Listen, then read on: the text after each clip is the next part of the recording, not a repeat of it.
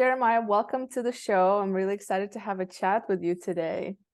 I'm excited to be here, Elena. Thank you so much for having me on. So, Jeremiah, my first question to my audience is always like kind of give us a context of who you are, a little mini career story, and what you're up to today.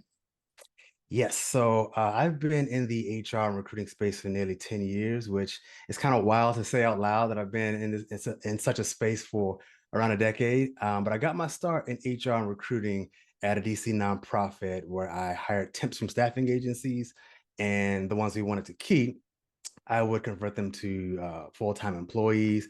I even handled hiring for a few full-time roles, and I will later become the intern recruiter and the intern program coordinator for this company. So I did some intern hiring for 2 summers, 2017 and 2018.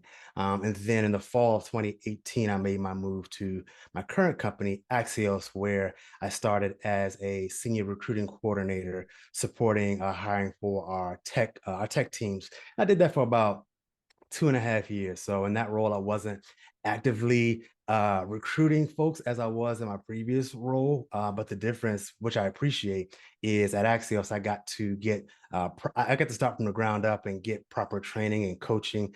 Previously, it was great experience, but it was sort of like, sink or swim.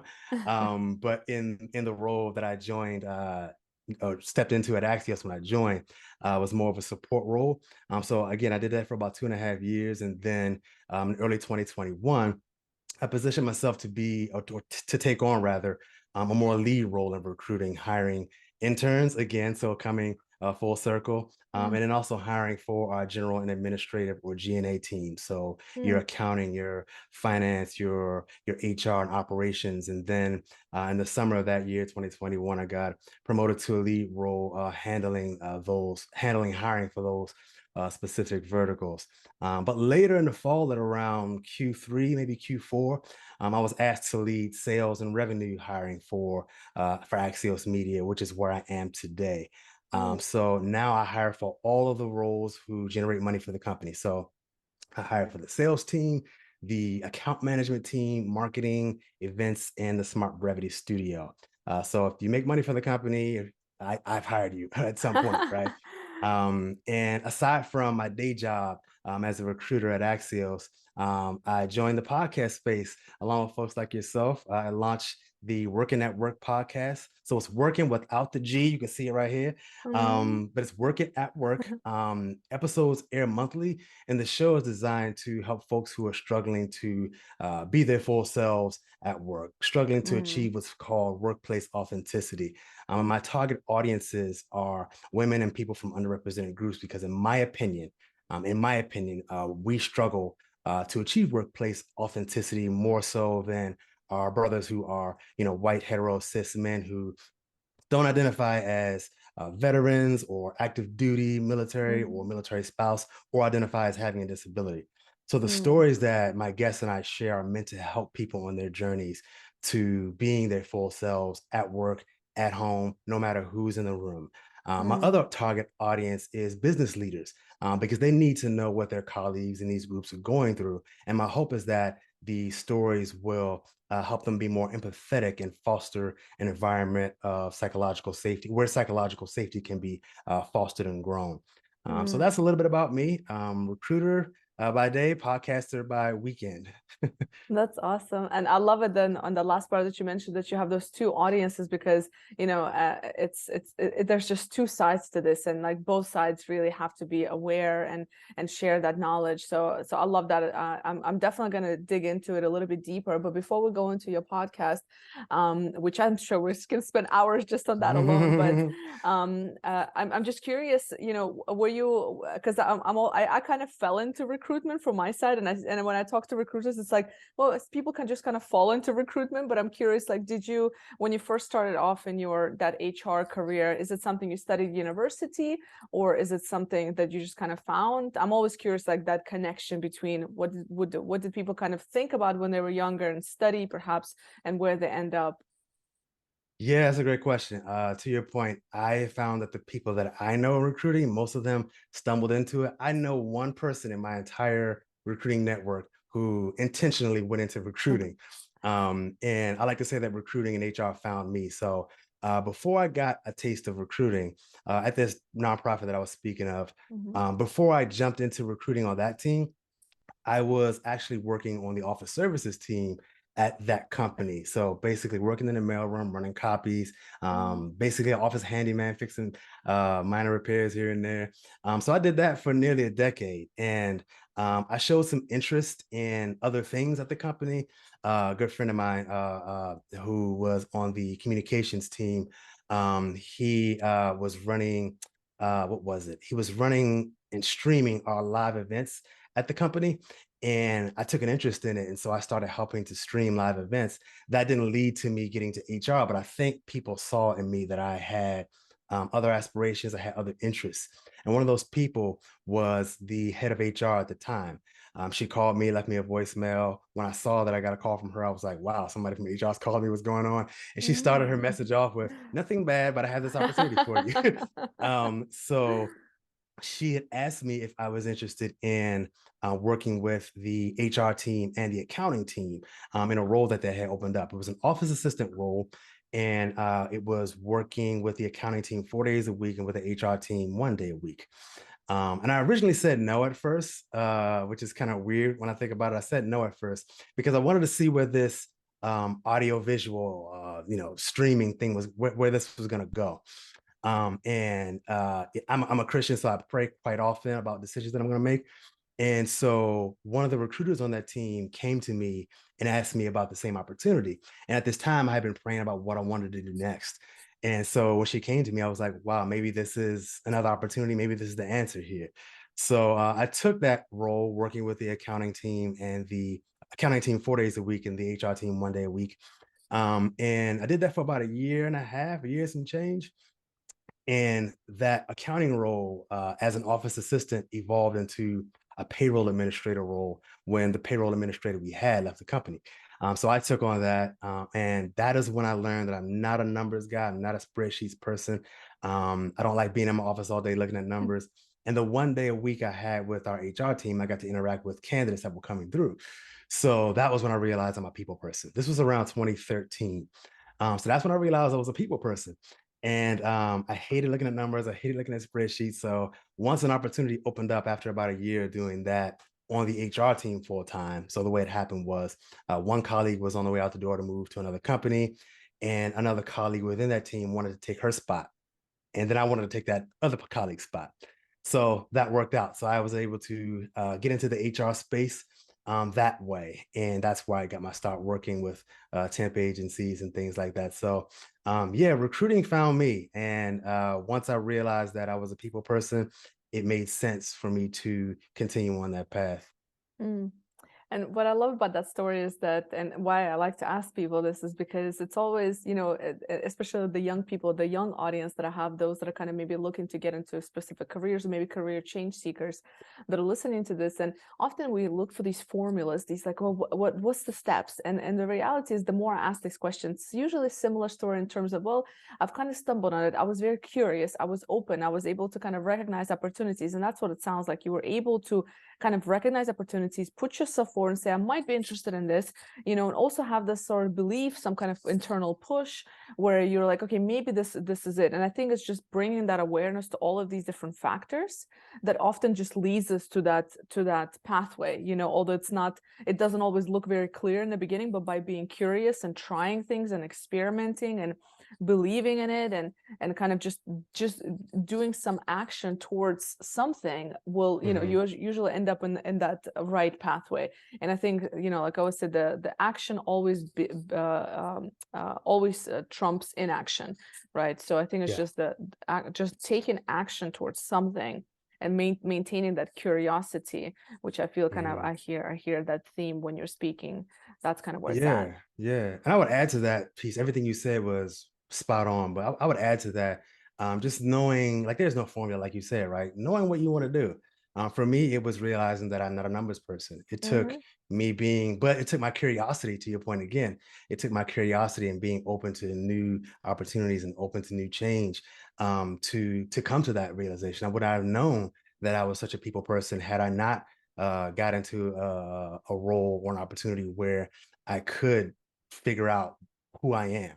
Right. So Mm. yeah, all those things. And then just like knowing who you are and what you want, I would say dovetails with that. Mm. And to that point, kind of knowing what you want, part of what you wanted was to start a podcast, right? Working at work. So talk to me about that. Was it like a pivotal moment? Something happened? Was it just something that you've noticed and you're like, I really want to create this space for people to share? I'm just curious how you got started.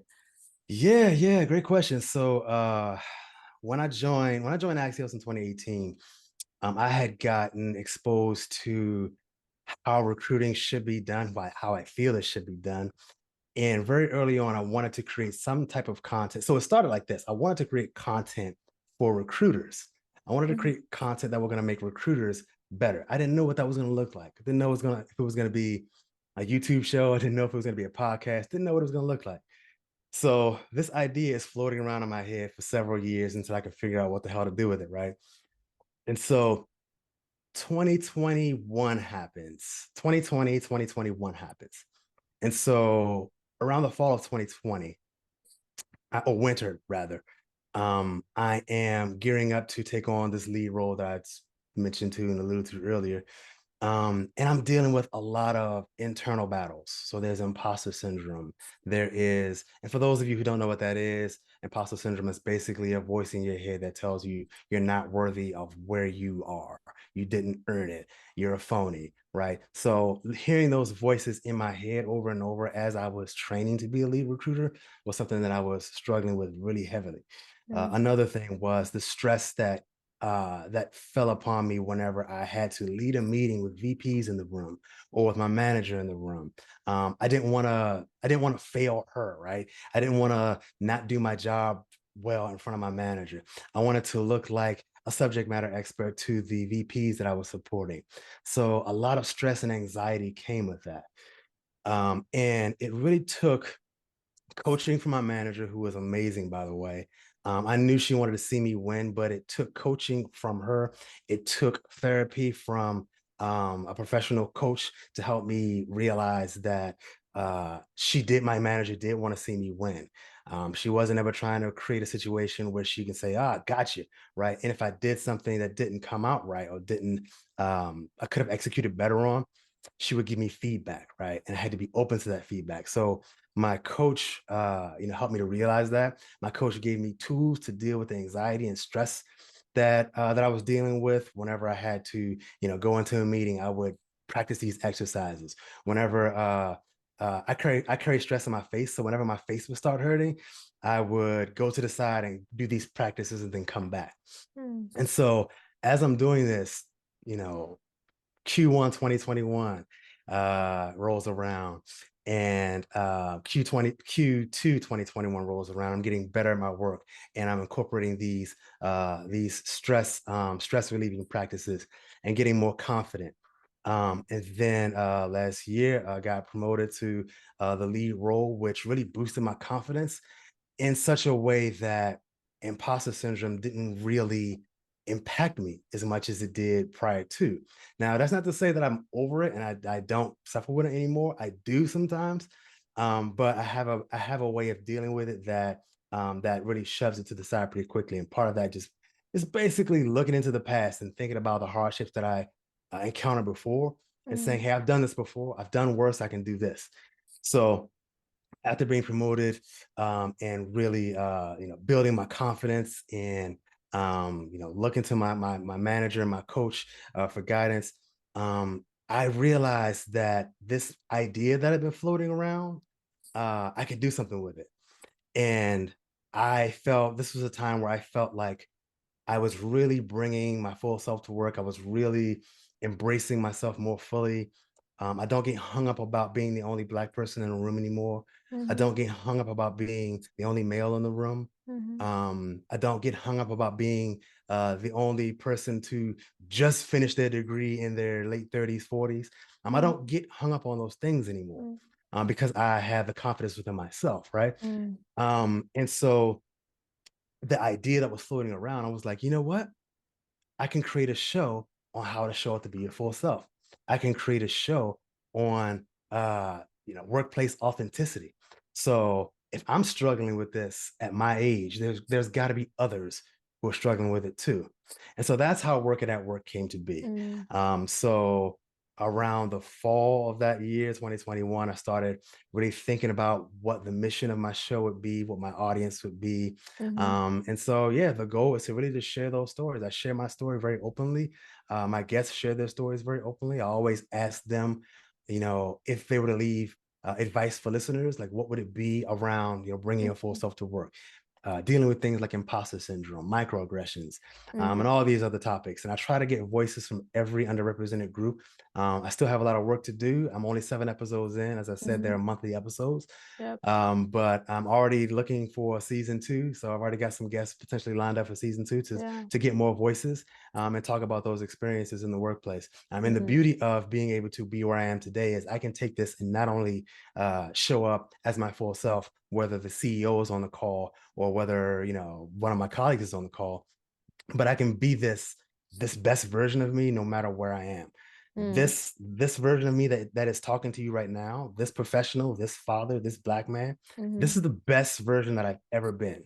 This is the best. This is the best I've ever been. And yeah, being able to embrace that openly and with respect, of course, Right. has been really game changing. And I want others to experience this too. Mm.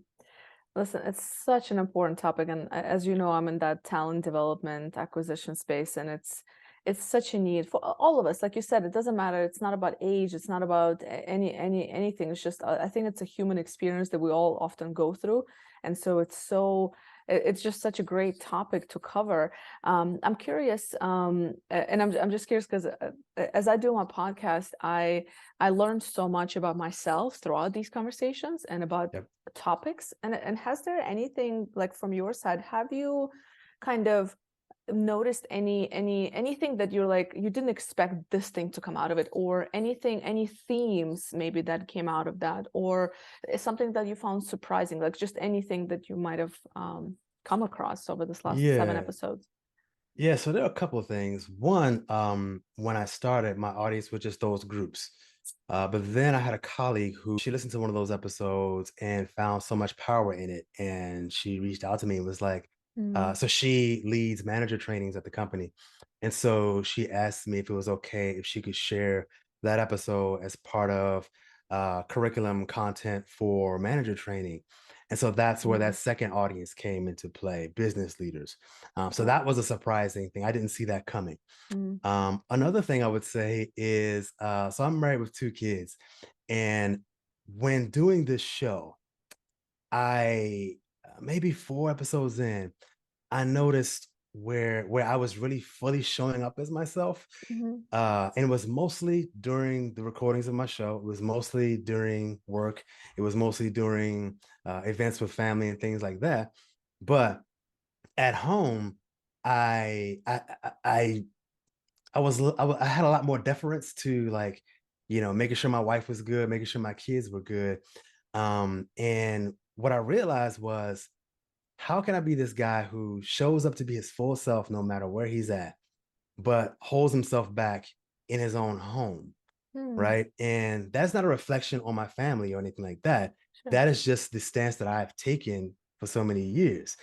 And so I realized that it's important for me to embrace who I am and be me fully in front of my family as well. I want my kids to be able to see their dad be confident. I want my Mhm, kids to be able to see their dad express himself no matter who is around, and be able to share his opinions and be able to have spirited discussions with their mom or spirited discussions with our friends and still maintain peace and respect. I want to be able to.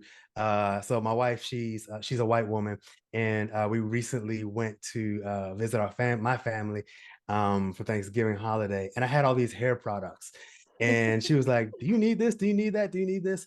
Old me would have been like, "Yeah, maybe I'll put this away because it's taking up some space," but the new me was like, "Yeah, I need that." Because like you don't know what it's like to have this black hair. yeah. So that is an example of how I was and who I am today, where I still I still, I'm flexible, Mm-hmm, mm-hmm, but in a situation where I needed products for my hair just needed it, and I mm-hmm, just wasn't going to budge on it.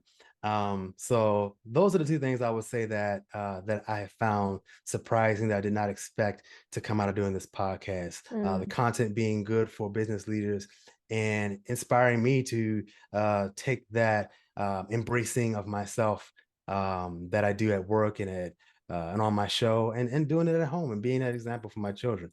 mm. That's a powerful observation. That's very nice. And I'm sure you're gonna I'm sure as you kind of continue with, season 2 and 3 and onwards, it's just gonna to continue to evolve in so many interesting ways. Yeah, I definitely. look forward to continue to talk to you about it for sure on this particular point. But I wanted to also kind of, you're in that recruitment space, and how do you see this impact perhaps, like, when it comes to talent, right? So if how much, especially when it comes to like company branding or manager trainings and things like that, how much do you think it impacts maybe missing out on potential talent because maybe recruiters or managers don't always create an atmosphere or safe space for people to show up as their authentic selves? Like, I'm curious because there's a lot of obviously improvements that's been made within diversity, inclusion, and space, but a lot more can be done. Have you seen kind of, is it getting better? How is it really impacting the talent space in general?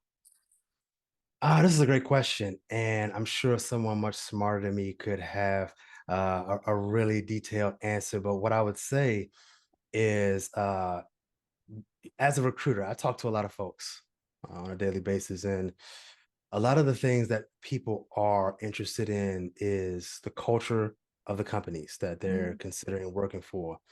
So we're managers. So there's a lot of, so I'm gonna make a plug real quick. So there is a newsletter called the I Hate It Here newsletter by Hiba Youssef. She's a friend and former colleague of mine. She talks a lot about uh, you know, what managers could be doing better in the HR space, what managers could be doing better overall. Um, the hiring market. And one of the things that I think a lot of managers get wrong, or companies rather get wrong, is manager training. You mm, can hire the best talent, but if you can't retain them, then you're in trouble. I can't tell you how many times in past roles where I would see people, especially folks from underrepresented groups, feel isolated because I mean, and they're talented people, but they come in, and I remember in a past role there was a young woman, a woman of color, who was really really bright, and she felt isolated in her role. mm, And her role was an important role for her team, and the team just failed to create a culture of inclusion. If you can get the diversity part right when it comes to recruiting and attracting talent, that's all great, but it's nothing, it means nothing if you can't get the inclusion and the culture piece right, mhm, because those same people are going to want to leave. mhm, So I think when it comes to inclusion and just getting that culture right, manager training is a big part of that. People who mhm, come into these companies are going to interact with their managers more than just about anyone else. So companies need to get manager training right. mm, Leaders at companies need to identify the culture that they want to create for the company mhm, and put practices into place. Do surveys, ask the people what they think about the company, ask the people at the company what they want to see more of. And surveys are they sometimes can be a pain in the neck if they're not done right, but mhm, their surveys are such a powerful tool. So do surveys, listen to what the people are saying, and then find creative ways to implement the things that they want. So that is what I would say in terms of the question around, mhm, bringing on great talent and opportunities that are missed within companies. mm. No, I think that that's a great answer, and particularly, in the remote environment, you have to be so creative Yep. to continue to even, make sure that people do feel included. Something we're doing at the company I'm working with is we do surveys and things like that, but what else has Mhm. been really eye-opening to the leadership is open forum discussions, where it's Mm, basically just, it's an open forum. We do virtual and in person, and it's been working beautifully. So basically, the staff kind of just speaks of whatever topics, concerns, asks, and suggestions, ideas about everything from culture to benefits to and everything in between, right? That's And that cool. actually speaks quite a bit to the safe environment that we have at this company, which I think is something to be said, because not everybody is able to just speak up in front of the senior leadership of a company and say, this is how I feel and this is what I want to see in this Hmm. company, etc. But if for those that are listening, that's been working really great for us. It's like you said, it's just like ask the people. And I think that Yep. a lot of times what we struggle with is the generational differences. And I don't know about you, but sometimes I have to talk to the Gen Zs coming in because I don't know what they want. I was like, I'm done trying to imagine. I'm just gonna ask them. So I think there's the generational differences that play, and sometimes you just have to ask. For To your sure. point, like ask people, include them in a conversation. So, That's a really great point about the generational difference. I mm, notice a lot of Gen Zers and millennials. They tend to lean more toward questions around company culture, growth opportunities, whereas our earlier millennials, or like our old millennials, like myself and mm, Gen X is up, they tend to want to talk more about benefits, healthcare, life insurance, parental leave, work-life balance, because a lot of those folks in those groups are caretakers of children and elders. So it's really important for mm, leaders to understand like the generational differences as well. And to your point about being able to stand up and speak in an all staff where founders are present. The mm, founders and the leaders and presidents, they have to lead by example. They have to be mm, the one. They can't just say yes, speak up in front of me, but they have to exhibit some sort of vulnerability. Right. mm, I believe every leader should exhibit some sort of vulnerability that will make your team members feel safe, psychologically safe, right? Make those safe spaces for people to be vulnerable and share. Make those safe spaces for people to fail. Admit your failures, right? Like when we look at our leaders, when we look at our CEOs, we tend to look at them as these perfect people who have it all together, who know what they're doing. But in mm, order for them to get where they got, they had to stumble and fall at some point. So I believe it's important for leaders to share their failures, right? Be vulnerable, because that mm, is the way you're going to create, or one of the ways you're going to help create the psychological safety, the psychologically safe environment where people can stand up and say whatever it is on their mind. I was given a mic to speak to about 500 people at a company event. And I was on a stage with some other colleagues and our CEO, and he asked me a question around, I guess, my philosophy on diversity and recruiting. And I shared it, and I shared my philosophy and I put it out there, and I didn't feel any reservations about it, and if there was, and of course, like, in a limited time, there may have been some context missing. There were some yeah. people who were like, I have questions about that, like, and I'm always open to those questions, Hmm. but Can you it doesn't share it hold me here? back. Yeah. If So, you like a mini version or absolutely. something? Yeah. Yeah, absolutely. So, as I mentioned before, I'm on the sales and revenue. I oversee sales and revenue hiring, and Yeah. in that space, it is not the most diverse space. So, one of my personal missions at the company I work at is to help diversify the teams at leadership levels, right? Which I've been able to do this year. And one of the questions he asked me is like, How do I do it? And one of the things I said to them was, if a leader comes to me and they ask me to hire for their teams, I'm going to go into our system. I'm going to look at the org chart, and I'm going to look and see who is missing in that org chart. And then Mm, I'm going to look and try to find diverse talent to fill those missing gaps. And that's not good. That's not to say that all my pipelines are going to have Black and brown people, because believe it or not, some of my teams don't. Some of my teams at a smaller level don't have white males. And so I will look for white males to put in these pipelines. So, and that's not to say that I will not hire the best talent, whether they're a white male or a white woman. It doesn't matter. And my track record speaks for itself.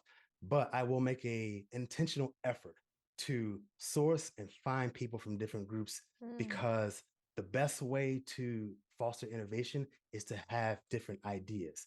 So if I'm going into, let's say, LinkedIn, and I'm sourcing folks and I'm just not thinking about diversity, I'm not being really intentional about it, every team is going to look the same, and there's not going to be any room for innovation. So that is one of the things I shared Mm-hmm. openly with the staff. Is I'm going to look at your org chart. And I'm going to see who's missing, and I'm going to Mm-hmm. do what I can to diversify the pipeline as much as I can to fill those gaps. So yeah, that's a little bit about what I shared in the all staff.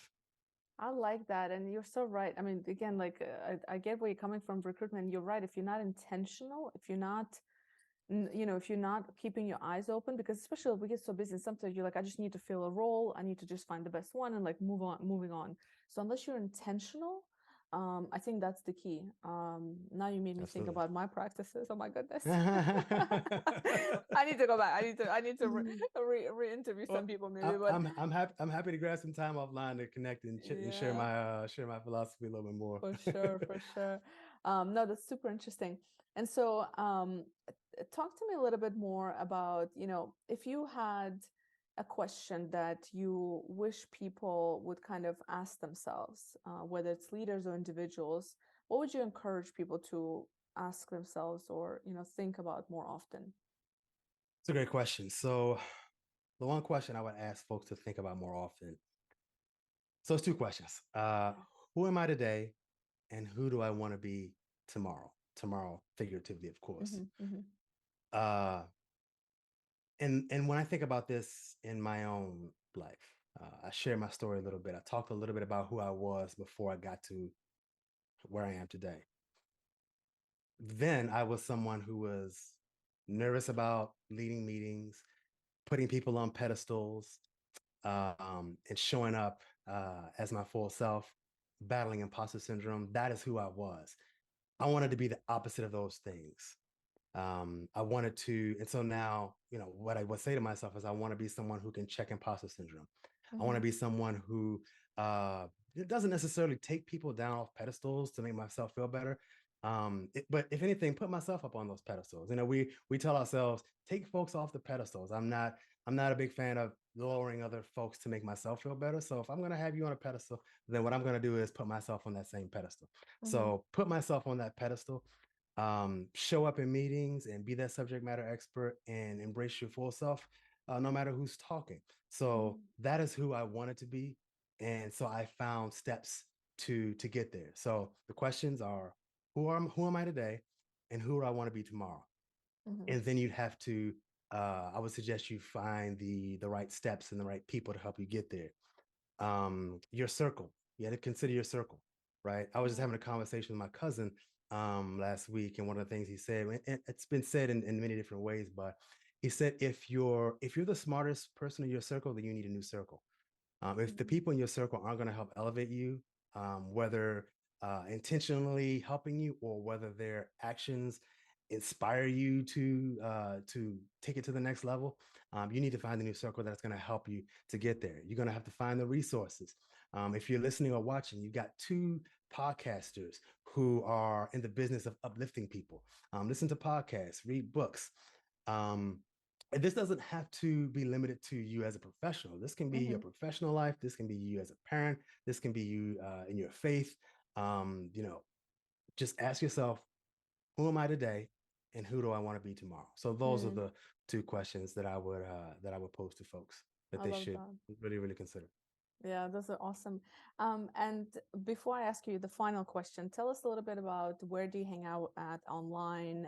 Where, if people want to get in touch with you, if they want to listen to the podcast, maybe be a guest on your podcast, where can they find you? Yes, I'm very active on LinkedIn, so you can find me Mm-hmm. on LinkedIn. I'm also well, not as active, but I'm sort of active on Instagram. You can find me at the one J Allen, so that's the number one J Allen. I'm often posting there. And then the Workin At Work podcast, you can go to workinatwork.com is where you can find the show.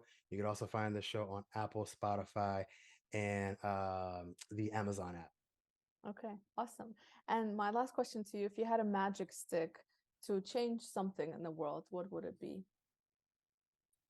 Yeah, that's a good question. Just one thing?